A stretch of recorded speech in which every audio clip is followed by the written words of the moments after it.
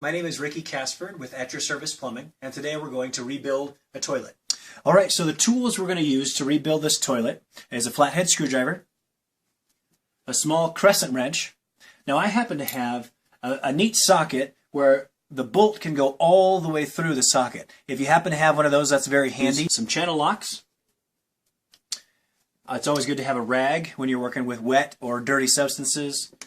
I have a basin to catch any excess water as I open up the tank, but I'm going to try with my wet dry vac to get as much of the water out. All right, so the first step anytime you're working with a fixture is to turn the water off. And what I have here is a mock-up of the water supply coming to a water stop. This particular model is called a quarter turn stop, simply because you turn it a quarter and you stop the water. In your house you may have a gate stop, and that has a little bit more turning action to it. I prefer the quarter turn just because there is less moving parts. All right, so once the water is off, we're going to want to flush the toilet once to get all of the excess water that's in the tank to drain out. You'll have probably about an inch or less of water in there once you've done that. And then what you can do is remove the top and use your shop vac, your wet dry vac, to suck out all the excess water. All right, so now what we're going to do is we're going to disconnect the supply line, which is bringing the water into the tank. So here I'm going to unscrew this and have my basin ready to catch any extra water. All right, so if you have to take the tank off of the base, you might as well replace all of the seals, which is what we'll do. And so to take the tank off of the base, we're going to undo these bolts right here. So I'm going to take this nut off of here. Now it's possible that the nut is so hard on there that it will turn the entire bolt. And if that is the case, up on the top in the tank there is actually a slot for a screwdriver. You can put the screwdriver in the slot and then turn. That way it makes sure that the bolt doesn't turn just the nut. Now what I'm going to do is I'm going to go ahead and put my towel over the seat, because the seat's going to scratch really easy. I'm just going to take the whole tank and put it right on the towel. Now just look here. This here is the gasket, the tank to bowl gasket. And I'm going to put that aside, and what you'll see here is the nut. Take my channel locks. There we are. Torque that off. Screw this piece. And once the nut is off, we'll be able to remove the entire thing.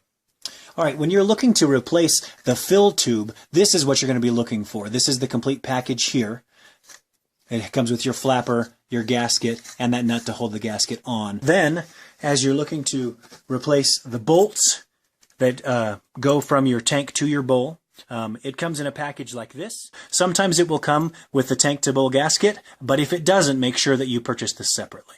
I'm going to take this bottom nut off, and then I'm going to insert this into the hole. Now be careful that the positioning of it here, the chain should be virtually directly underneath the lever and appropriate so that the flapper can come up and down. Now if you remember, this gasket here, which is the one we think was causing the problem, is pointing into the hole, and that's going to go in the hole, and on the other side I'm going to apply the nut to the threads and screw it down until it's tight. All right, so I have one bolt in. I'm going to put my second bolt in. Now, some toilets have 3 bolts, and obviously you want to make sure and get all 3 of them, but a lot of them just have 2. Your kit will come with 3. All right, put this in here. And then I'm going to put a gasket, a washer, and a nut on the bottom ends of these. What that's going to do is it's going to secure these gaskets right up against that porcelain to be able to control any leakage that might try to come out these holes that have these bolts that hold the tank to the bowl.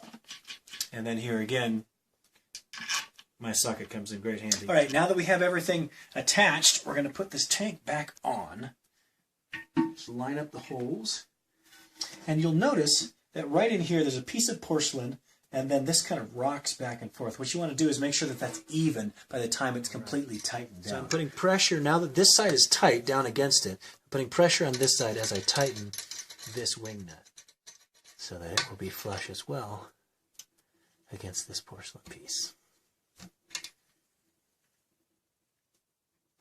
does that look? We're going to connect the fill valve to the fill tube to have a little bit of a curve, and then attach it to your fill tube.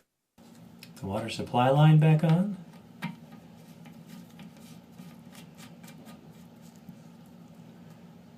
And turn the water on.